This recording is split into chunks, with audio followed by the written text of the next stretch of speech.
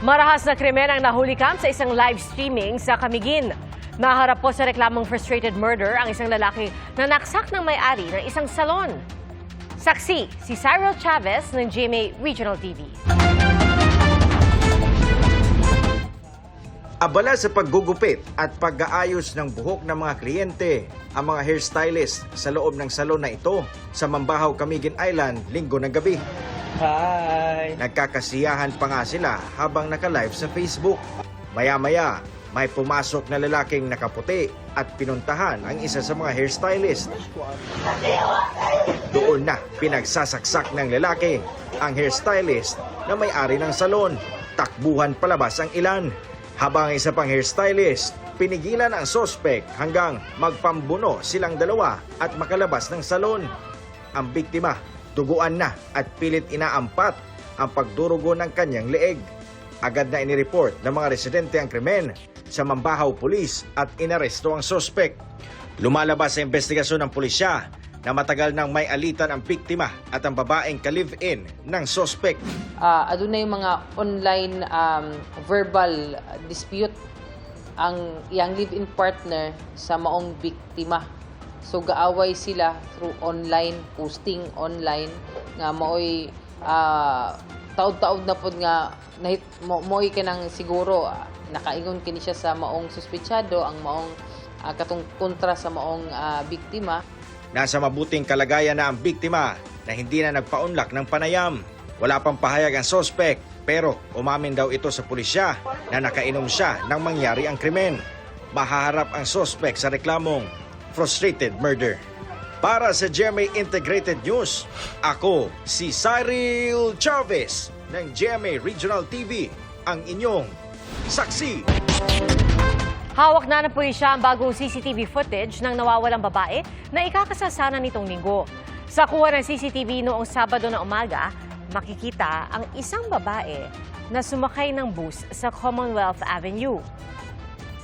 Ayon sa QCPD, posibleng ito ang nawawalang bride-to-be na si Shera Dewan.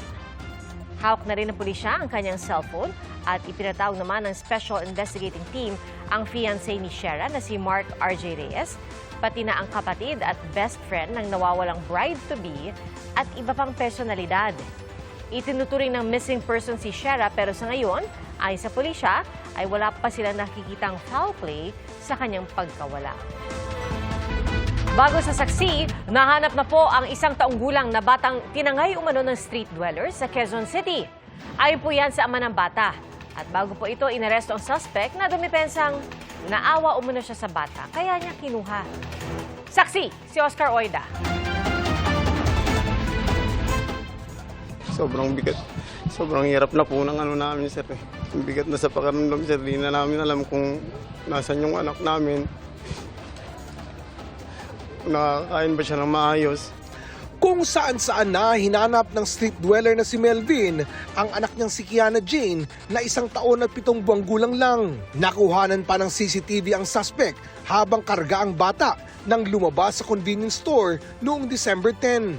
Kwento ni Melvin, nakilala nila ang suspect sa kanilang racket sa lugar bilang tagabukas ng pinto para sa mga customer. Maghahanda na kami ng dapat kakainin namin. Nag-offer po itong suspect, sir, na siya na po daw sasagot sa ulam namin. Siyempre bilang minus gasto, sir, pumayag kami, sir. Tapos siguro po mga 10 minutes, sir, hindi pa siya bumabalik, kinabahan na kami, sir. Yung misis ko, agad na naghanap. Agad silang dumulog sa barangay at pulisya para i-report ang insidente. Lumalabas sa investigation namin na yung minor parang naipagkatiwala nga sa mga sa suspect. Ang paalam kasi ng suspect nila na bibili lang ng pagkain. So pumayag naman po yung mga parents nila. Tapos after a while, napansin nila hindi na bumalik yung bata. Kalaunan, natagpuan din naman ang suspect pero di na nito kasama ang bata. Na-aresto po namin yung suspect. Umamin naman po siya na ginamit niya nga pong sa panlilimos yung bata at kung saan-saan nga po sila nakarating. Tapos iniwan niya raw po yung bata doon sa kaibigan niya sa may Muñoz. Isinama ng mga pulis sa Muñoz ang suspect para maituro ang sinasabing pinag-iwan ng kaibigan. Pero bigo silang matuntun ang bata. Hindi niya raw alam ang pangalan pero kaibigan niya daw. Nang tanungin namin ang suspect kung bakit tinangay ang bata, Naawa kasi ako sa kanya na eh. Naawa ko. Laging napapalo. sorry, tuloy-tuloy mo lang yung kwento mo. Ano ulit? Lagi siyang papapalo sa nanay. Hinigi ko sa kaibigan ko. Naharap ang suspect sa reklamong paglabag sa Republic Act 7610 o Child Abuse, Exploitation in relation to Article 270 ng Revised Penal Code o Kidnapping and Failure to Return a Minor. Tuloy-tuloy pa rin po ang paghahanap natin sa nawawalang bata. Nag-coordinate na po tayo sa mga nearest police stations, ganun din po sa mga barangays. Patuloy namang nagdarasal at umaasa si Melvin na makakapiling pa rin muli ang pinakamamahal na anak. Baka po makita nyo yung anak ko. Pagbigay alam nyo naman po kagad sa amin. Ayon sa DSWD, tuloy-tuloy ang kanilang programa para mayalis sa mga kalsada ang naitalang 15,000 nakatira sa mga ganito sa Metro Manila. Nagsasagawa tayo ng reach-out activities sa mga families and individuals in street situation at dinadala natin sa processing center. Meron tayong livelihood interventions. May tinutulungan natin sila para makapag-umpisa o makapagpatuloy ng kanilang kabuhayan doon sa kanilang mga probinsya. 10,000 na ang naipasok nila sa programa at patuloy na hinihikayat ang iba pa. Meron talaga mga individuals na ayaw sumama. Kumbaga, di ba, parang they find comfort na living in the street. Dapat walang naninirahan sa mga lansangan. So, babalik at babalikan yan ng aming pong departamento. Para sa GMA Integrated News, Oscar Oida ang inyong saksi. Itinanggi po ng NBI na may special treatment silang ibinibigay kay Sara Diskaya. Kanina humarap si Diskaya sa Malabon City Prosecutor dahil sa reklamong inihain ng lokal na pamahalaan. Saksi, si Sandra Aguinaldo. Bantay sarado ang kontratistang si Sara Diskaya nang ilabas siya sa NBI headquarters sa Pasay, patungo sa tanggapan ng Office of the City Prosecutor sa Malabon. Ayon sa DOJ, humiling si Diskaya na pansamantalang makalabas para makadalo sa pagdinig. Kaugnayan sa reklamo dahil sa walang permit na pagpapatayo ng barangay multipurpose building sa lupang pag-aari ng city government. Ayon sa Malabon LGU na naghain ng reklamo nitong Nobyembre, itinuloy umano ni Diskaya ang proyekto nang di kinokonsulta sa Malabon LGU. Naharap si Diskaya sa reklamong paglabag sa National Building Code of the Philippines at Anti-Graft and Corrupt Practices Act. Alauna ng hapon ang pagdinig na tumagal lang ng 5 minuto. Agad din siyang umalis kasama ang mga taga-NBI. Tumanggi magkomento ang kampo ni Diskaya. Ayon sa NBI, anumang oras ay pwedeng umalis si Diskaya sa NBI dahil wala namang arrest warrant laban sa kanya.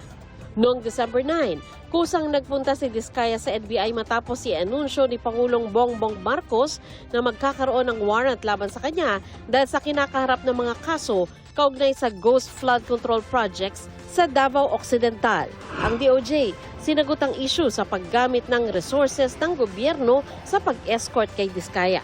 The fact that her liberty is now being restrained despite the absence of a warrant of arrest means that the government is actually taking steps forward to be able to make sure that she or any person involved in these cases are held accountable. Wala pong preferential treatment.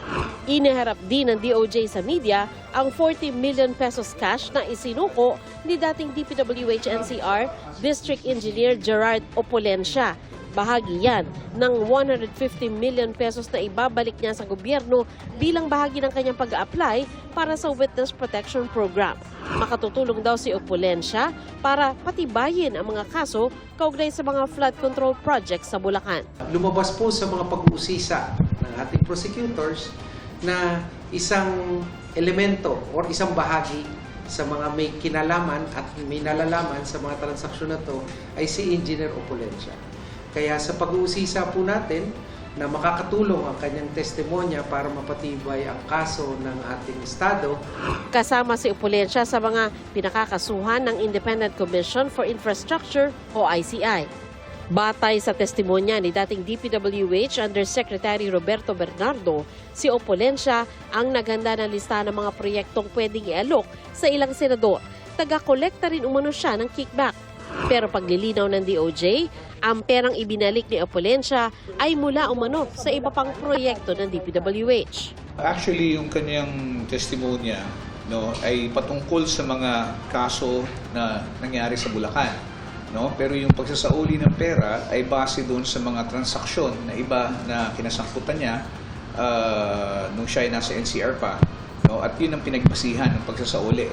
May provisional admission din si Opolensya sa WPP gaya ni Bernardo at ni dating DPWH District Engineer Henry Alcantara na nauna nang nagsauli ng 110 million pesos sa gobyerno. Para sa GMA Integrated News, ako si Sandra Aguinaldo, ang inyong saksi. Pinangunahan ni Pangulong Bongbong Marcos ang pagpapasinaya sa ilang bago at dagdag na pasilidad sa NAIA Terminal 3. Kabilang po dyan ang mga dagdag na immigration e-gates na nagpapabilis sa proseso ng pagpasok sa bansa ng mga Pilipino. Sa ngayon, ang mga may Philippine passport pa lang ang nakakagamit nito. Pinasinayaan din ang dalawang bago at modernong food hall at ang mga bagong dignitaries lounge. Matapos ang 4 na oras na pagkaantala, natuloy na ang pagpupulong ng Bicameral Conference Committee o BICAM para sa 2026 National Budget. Napagkasundo ang bukas na lang tatalakayin ang budget ng DPWH na pinagtalunan dahil sa budget na tinapyas ng Senado. Pero nais maibalik ng kagawaran. Saksi si Rafi Tima. Alas 4 pa ng hapon, nasa PICC na ang mga senador at kongresista para sa pagpapatuloy ng BICAM meeting para sa 2026 General Appropriations Bill. Pero lumipas ang oras, hindi pa rin ito nagsisimula. Pasado alas 7 ng gabi, lumabas si Senate Finance Committee Vice Chairperson Kiko Pangilinan at nagpaliwanag. Itong sinabi ni Sec. Vince Dizon na i-recompute nila, di ba?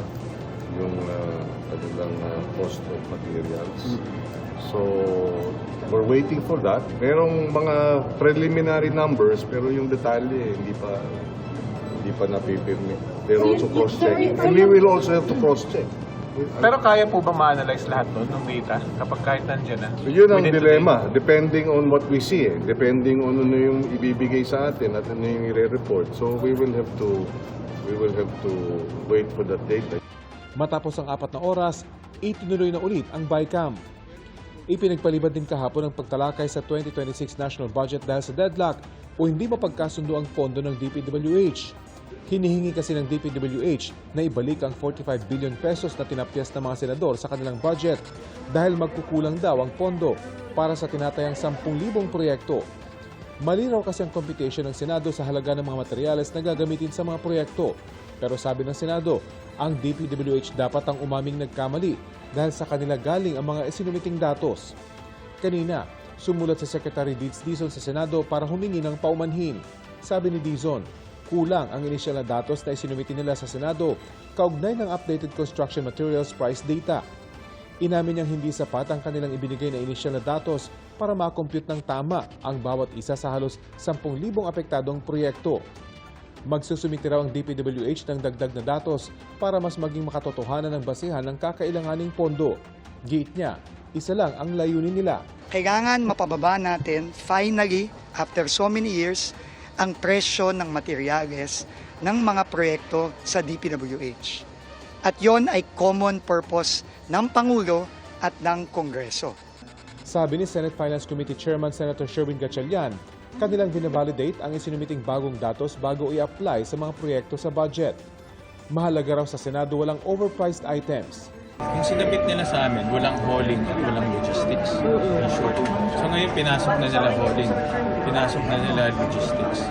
So itong presyo na, itong adjustment factor sa presyo nila, masasabi ko almost or near realistic. But I need to apply that to the project. Napagpasyahan ngayon ng BICAM na bukas talakayin ang budget ng DPWH at unahin muna ang ibang departamento. Naniniwala si Gatchalian na may sapat pang panahon para maipasa ang 2026 national budget. May time pa naman, So we just have to dapat bilisan lang. Like I said yesterday, may buffer naman. So kaya pa naman. Para kay Senador Panfilo Lacson, mas mainam na maging reenacted ang budget ngayong Enero kahit pa hanggang sa unang quarter ng 2026 kaysa sa magpasa ng hindi masuri o may bahid korupsyon na budget. May pinuna pa si Lacson na nasa 8 bilyong pisong farm-to-market road projects na hindi properly identified, walang grid coordinates o description. Kapag kinapos sa oras, kasi kung hindi kaya ipaliwanag at hindi makorek ng DA, yung kanilang pinalitan na at least 5 billion pesos worth of farm-to-market roads, baka gahulin sa oras. Sa kanilang majority caucus kahapon, nagkaisa ang mga senador na huwag itong payagan. Habang pinoprocess namin, merong kaming na-identify na kulang na actually 8 billion. 8? So hindi ng 5? Yeah, 8. But so ang magiging posisyon natin dito, we will move for the reconsideration of the approval of the 33 billion. Ask for a itemized geotag coordinates of the farm-to-market roads under that amount, specific projects, before we agree to approve it. Wala namang nakikitang problema si Majority Leader Senator Mig Zubiri sakaling mariinak ang budget kung hindi ito mapapaabot sa takdang oras. There's nothing wrong with that. The United States, 120 days yata, wala silang budget, 120 days. At di inayos lahat ng busot. I'm not saying we will take 120 days. What I'm saying is, ayusin natin yung budget. Diba? Pero ang Malacanang, may alinlangan kung mauuwi sa reenacted budget. Ayaw po ng Pangulo niyan. Kahit po ang Department of Finance ay nangangamba kung magkakaroon ng reenacted budget dahil marami po madidelay na proyekto kapag nagkataon. Para sa GMA Integrated News, ako si Rafi Tima, ang inyong saksi. Humingi ng paumanhin si Pokwang para sa kanyang kuya na nag-viral matapos saktan ng isang lalaking nagtutulak ng kariton sa Antipolo. Ang aktres planong dalawin mismo ang anak ng lalaki na napaiyak sa gitna ng komosyon. Saksi si Orby Carampel. Ako po yung humihingi ng dispensa doon po sa kanyang nakaalitan.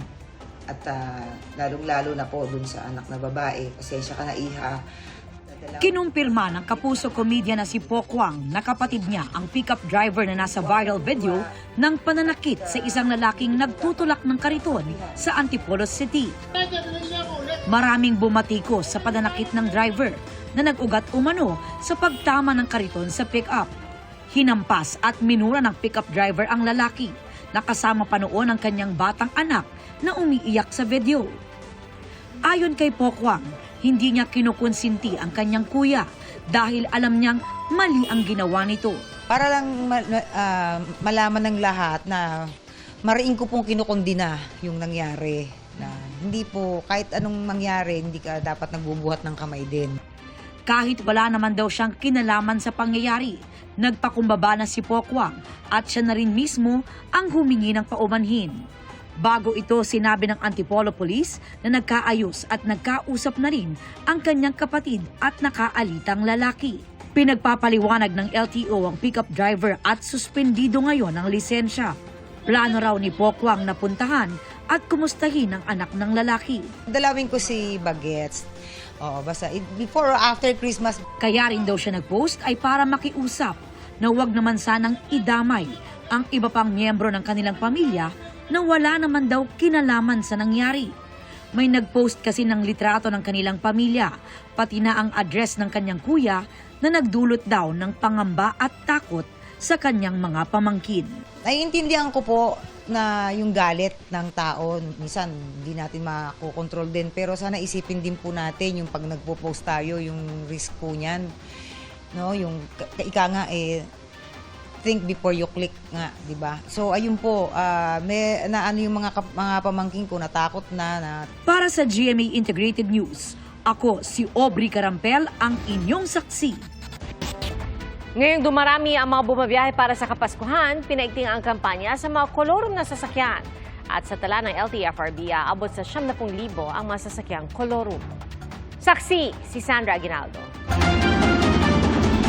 Dahil sa malalang problema raw sa mga sasakyang kolorum o walang prangkisa, naglunsad ng Special Task Force ang Department of Justice para labanan ito. Ayon kay Justice Acting Secretary Frederick Vida, nagtalaga ang DOJ ng mga prosecutor para tumutok sa case build-up laban sa mga kolorum at tumulong sa information campaign laban dito. Malaking bahagi raw kasi ng kita ng mga lehitimong pampasaherong sasakyan ang nawawala dahil sa mga kolorum. Meron nung injustice doon. Yung lumalagay sa tama, siya pa yung nadedehado. Magkakaskade po kami ng aming mga bagay na natutunan at yung iba't iba pong estratehiya para po mag-case build-up at para po lalo nating mausig yung dapat usigin. Dumating din sa DOJ sina Transportation Secretary Giovanni Lopez at LTFRB Chairman Vigor Mendoza. Anila, malaking tulong ito sa kanilang kampanya kontra kolorum. Dekada na po na wala na hindi natin ginagamit yung sinasabing ngipin ng batas. Hindi na po kasi effective yung pagmumulta lang. Kailangan po natin maipakita na itong ginagawa ng ating mga sinasabing mga nagkokolorum ay talagang bawal sa mata ng batas.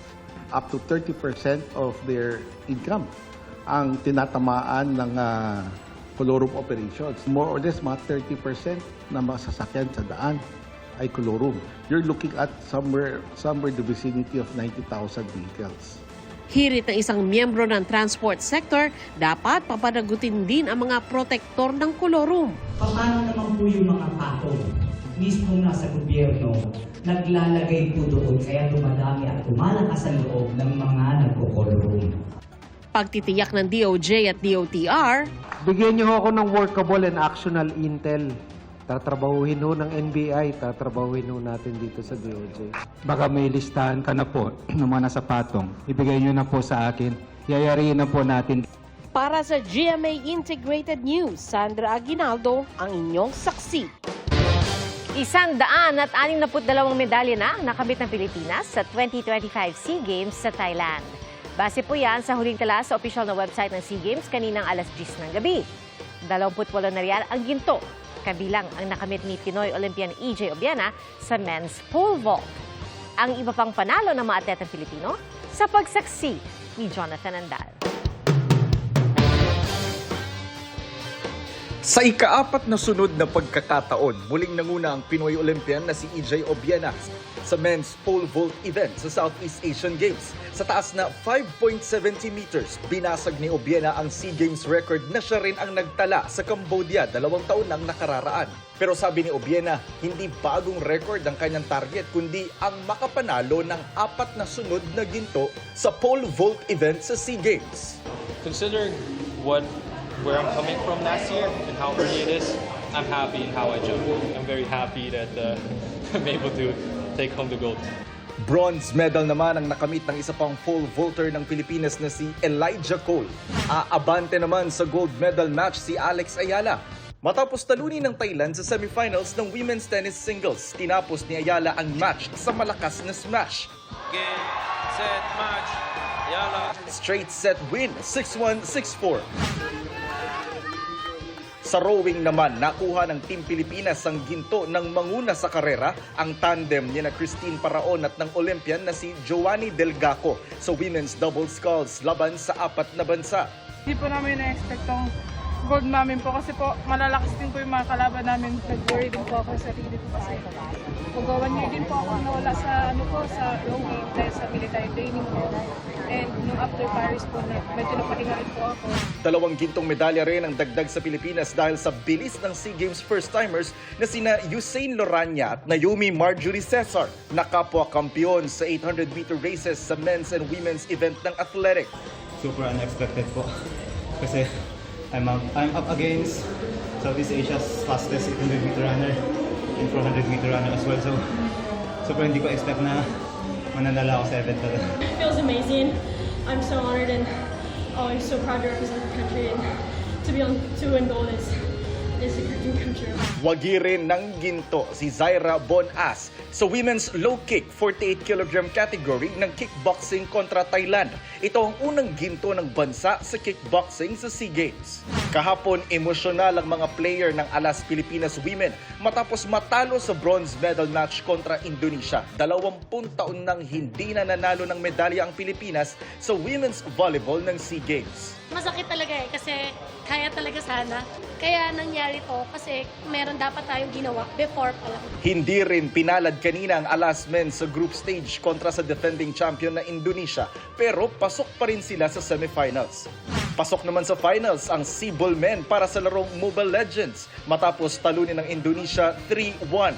Mula rito sa Bangkok, Thailand. Ako si Jonathan Andal ng GMA Integrated News at ng Philippine Olympic Committee Media, ang inyong saksi. Patawid sa Del Monte Avenue sa Quezon City ang SUV na yan nang salpukin ito ng paparating na AUV.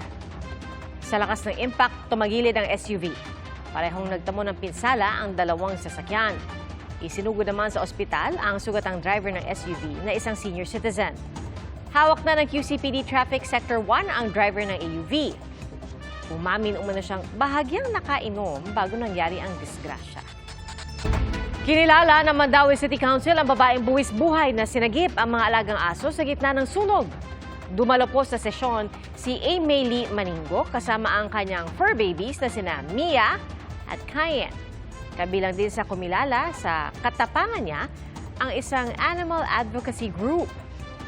Nagbigay pa sila ng regalo at mga treats para sa mga aso.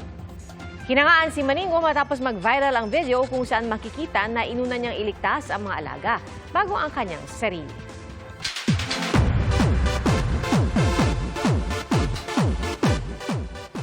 Jam-packed sa kilig ang mall tour ng Metro Manila Film Fest entry na Love You So Bad sa Maynila. Parehang hiyawan ng mga fans habang kumakanta sina Will Ashley, Dustin Yu, at Bianca De Vera. Lumakas pa ang hiyawan ng mag-ala bride si Bianca habang may suot na veil. Ang kina Will, Dustin at Bianca, nakakataba ng puso ang natatanggap nilang pagmamahal at suporta. Nagpapasalamat din sila sa oportunidad na bumida sa pelikula para mapakita ang kanilang talento sa pag-arte. Salamat po sa inyong pagsaksi. Ako po si Pia Arcangel para sa mas malaking misyon at sa mas malawak na paglilingkod sa bayan. Mula sa GMA Integrated News, ang News Authority ng Filipino. Hanggang bukas, sama-sama po tayong magiging saksi! Mga kapuso, maging una sa saksi. Mag-subscribe sa GMA Integrated News sa YouTube para sa iba't ibang balita.